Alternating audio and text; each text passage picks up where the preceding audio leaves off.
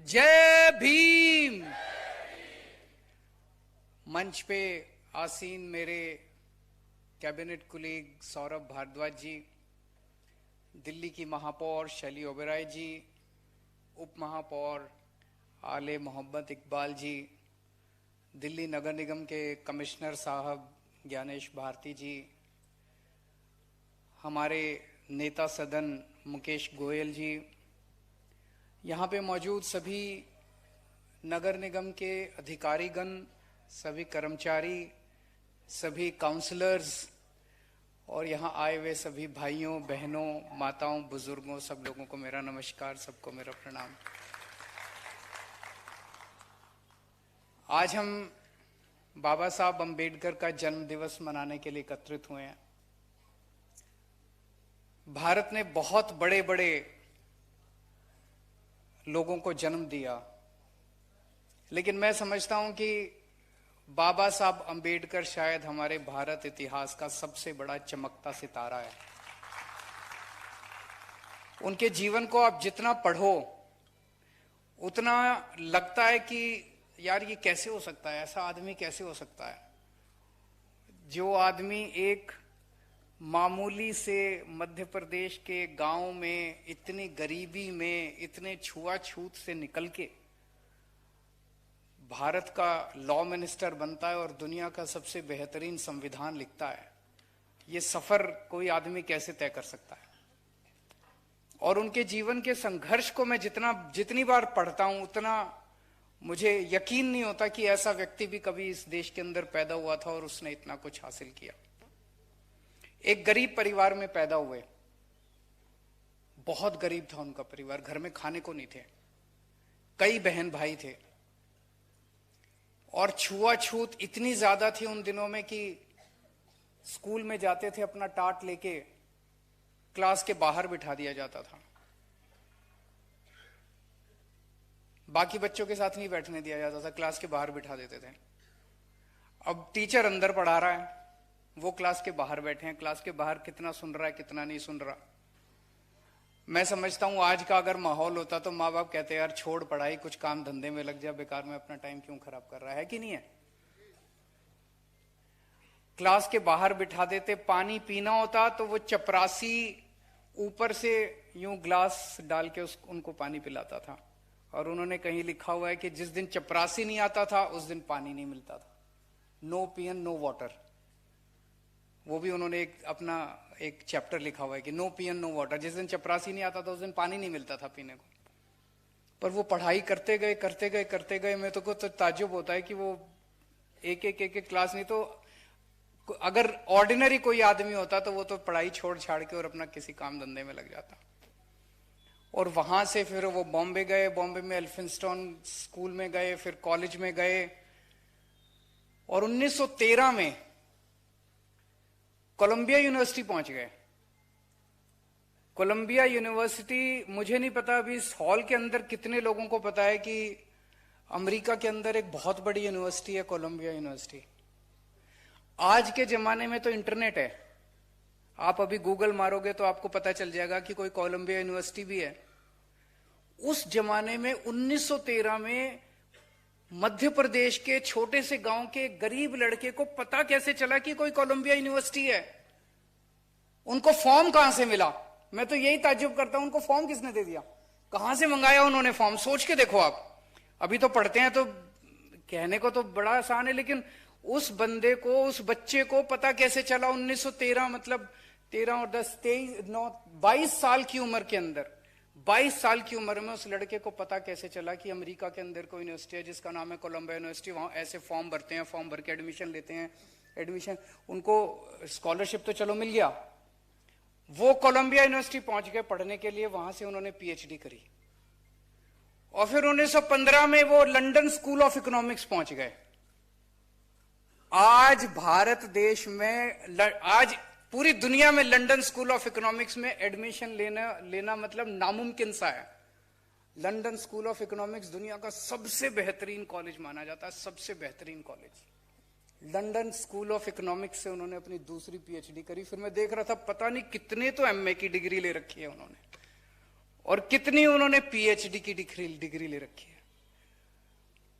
और फिर उन्होंने वकालत कहां से करी? वकालत दिल्ली यूनिवर्सिटी की लॉ फैकल्टी में भी एडमिशन मिलना कितना मुश्किल है कि नहीं है? वो ग्रेज इन, लंदन के अंदर ग्रेज इन है, वहां से मतलब दुनिया के सबसे बेहतरीन वकील, दुनिया के सबसे बेहतरीन वकील ग्रेज इन से निकलते हैं, वहां से वो वकालत करके आए। क्या आदमी था यार! ऐसे ही थोड़ी दुनिया उनकी दीवानी हो रही है कि नहीं है? उस व्यक्ति ने हमारे देश का संविधान लिखा, बहुत ही खूबसूरत संविधान लिखा, उसमें सारी चीजें उन्होंने डाली। सबसे ज्यादा तवज्जो उन्होंने शिक्षा को दी। बार बार बार बार उनकी जितनी भी टीचिंग्स हैं, उनकी जितनी भी राइटिंग्स हैं, उनको जितनी बार आप पढ़ो, हर जगह वो यही एक संदेश देते हैं कि अगर हमें अपने समाज को आगे बढ़ाना है, अगर हमें अपनी गरीबी दूर करनी है, अगर समानता का अधिकार सबको देना है, तो एक ही चीज कर सकती है, वो है शिक्षा। अगर हमने अपने बच्चों को सबको शिक्षित कर दिया, तभी गरीबी दूर हो सकती है, तभी सबको समानता का अधिकार मिल सकता है। नहीं तो बातें तो बहुत कर सकते हैं लोग, बातें बहुत होती हैं, लेकिन असली शिक्षा ये। और जब से मैं राजनीति में आया हूं, दिल्ली के अंदर हमने सरकार संभाली है, ये चीज मैंने भी महसूस करी है कि शिक्षा किसी भी परिवार को पूरी तरह से बदलने के लिए कितना बड़ा रोल अदा करती है। हमारे पास दिल्ली सरकार में इतने उदाहरण हैं। दिल्ली सरकार के सरकारी स्कूलों का पहले बहुत बुरा हाल था, बहुत ज्यादा। राजनीति में आने के पहले मैं एनजीओ चलाया करता था, सुंदरनगरी की झुग्गियों के अंदर हम लोग काम किया करते थे, मैं और मनीष सिसोदिया जी। वहां हम देखते थे सरकारी स्कूलों का इतना ज्यादा बुरा हाल होता था। एक गरीब आदमी अपने बच्चे को भेजता था, साल 2 साल भेजने के बाद देखता था यार पढ़ाई लिखाई तो कुछ है नहीं, टाइम बर्बाद कर रहा है, उसको कहता था धंधे में लग जा, कभी चाय की दुकान पे लग जा, कभी कहीं लग जा, कभी कहीं लग जा, कोई इधर उधर धंधे पे लगा देते थे अपने बच्चों को। लेकिन अब शिक्षा की पूरा का पूरा दिल्ली सरकार के स्कूलों में शिक्षा का स्तर सुधरा है। अब दिल्ली सरकार के स्कूलों के बच्चों को जब हम देखते हैं, कोई बच्चा इंजीनियर बन रहा है, जैसे एक बच्चा है उसके पिताजी प्लम्बर हैं, 12,000 रुपए महीना कमाते हैं उसके पिताजी। उनका बेटा आईआईटी रुड़की में कंप्यूटर इंजीनियर में उसका दाखला हो गया। आईआईटी रुड़की में कंप्यूटर इंजीनियरिंग में अगर उसका दाखला हो गया, जब वो बच्चा 4 साल के बाद अपनी इंजीनियरिंग करके निकलेगा, उसकी स्टार्टिंग तनख्वाह 3 लाख रुपए महीना होगी। स्टार्टिंग सैलरी 3 लाख रुपए महीना होगी। एक परिवार तो सुधर गया।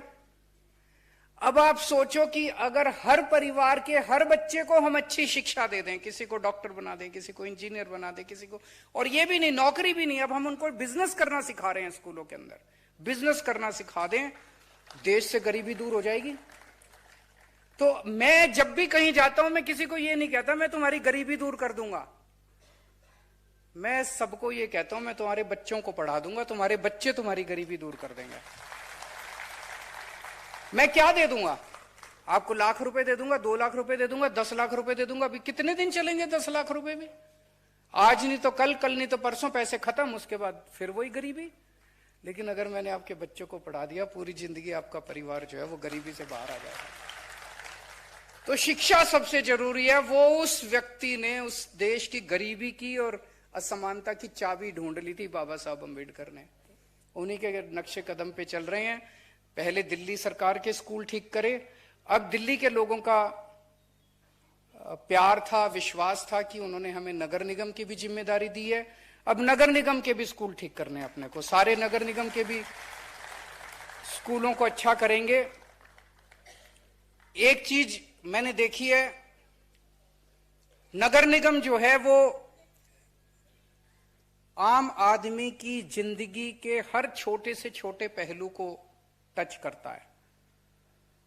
तो दिल्ली सरकार से भी ज्यादा नगर निगम जो है वो लोगों की जिंदगी को छूता है। अब नगर निगम की जिम्मेदारी लोगों ने दी है, तो बहुत सारे काम करने हैं अपने को, लेकिन सबसे बड़ा काम करना है सफाई का। दिल्ली को साफ करना है, दिल्ली को चमकाना है। और वो सबको साथ लेके करना है। एक पॉजिटिव एटमॉस्फेयर क्रिएट करना है अपने को, नेगेटिविटी खत्म करनी है।